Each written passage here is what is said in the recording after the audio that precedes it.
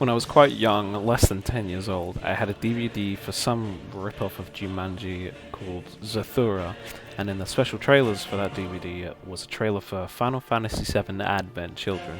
At this point, I had never really seen any kind of weeb shit, anime games, Final Fantasy, anything like that, but one thing that stuck in my head were shots of Sephiroth backed with one winged angel, and it's just stuck with me my whole life. Now it's like, it's whatever, it's just Sephiroth. I've played the games, I've played Final Fantasy VII Remake and the original in the past year, but as an 8-year-old, roughly, it was my equivalent of living in the 80s and 90s and seeing Akira or Ghost in the Shell for the first time, and realizing, oh, there's cartoons made for adults, there's cartoons with graphic, violent imagery, and getting to the final Sephiroth fight in the original Final Fantasy VII, you know, it's quite a big build-up. One Winged Angel is pretty dramatic, especially if you were about 8 years old when you first played it, but having no prior knowledge of Final Fantasy, no idea what I was watching really, just the two things that were Uematsu's composed piece and Sephiroth's face in the fire. His cat-like eyes scared the shit out of me, and even when replaying Final Fantasy VII and playing the remake the past year, I couldn't help but get a bit unnerved from that experience watching the trailer as a kid. Be gone, vile man! Be gone from me! And I think that's just a testament to how good the character of Sephiroth is, even if it is a whole confusing mess that I still don't understand, and just how good Uematsu's composing skills are. And I feel like I can't be the only one who feels like this. So I wanted to make this video just about music that scarred me, not necessarily in a bad way, video game music that stuck with me that I still think about to this day, for better or for worse. Immediately as you start this fight, the strings of this piece are high-pitched, the tempo never ceases, and I'm not a music dude really. I've only done the guitar chords a few times, but it feels like there's a goddamn orchestra playing for their lives during this fight. That's what it felt like when I was young. And I loved Star Fox's multiple path system, optional paths, thinking I was a total game genie, knowing how to get to every stage and every boss. And I want to show it too. Considering the base Andros fight fairly easy, Andros' brain, the second form, was a different story. Every time I fought him, I would be on the edge of my seat with my toes raised. It was lots of things. It was the aforementioned relentless music, half of the screen was a bottomless abyss, and the other half was just a repeating pattern, which felt like some kind of kaleidoscopic nightmare.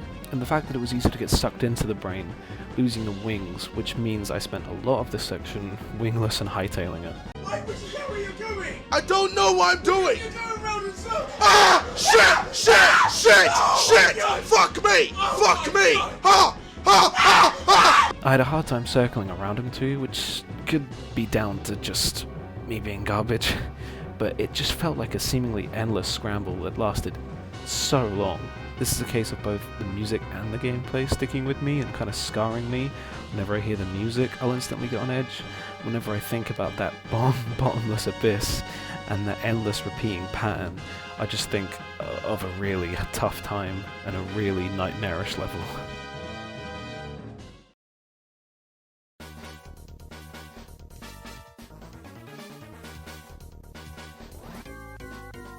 Finally, I'm not sure how many people will empathize with this one in particular, but on the topic of Pokemon Mystery Dungeon games, I've always been a big fan of these, specifically the Game Boy and Nintendo DS ones.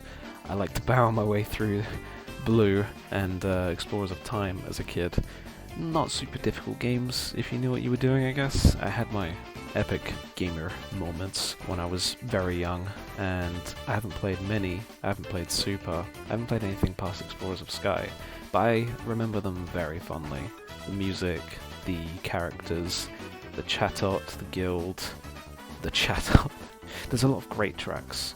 Just for example, in Blue and Red, the Great Canyon, Sky Tower, sad ones that still make me teary. But you knew when you were at a monster house. Oh my God! Okay, it's happening.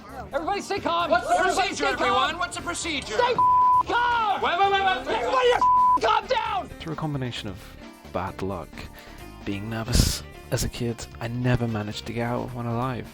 They were rare too, which would lower my defense when they actually happened, and really surprised me when they did. Didn't help that the music was jarring and immediately recognizable from the first note.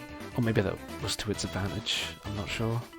Maybe monster houses are more manageable as an adult, but the music will always stay in my mind, and always have me on edge.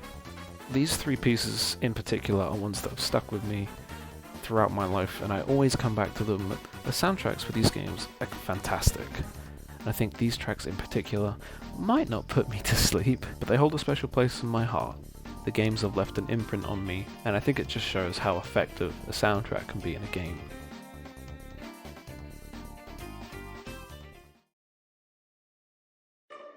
Thanks for watching, all 5 of you who watched this. I'm sure I actually know a couple of you. This is just a video I had stuck in my mind for a while.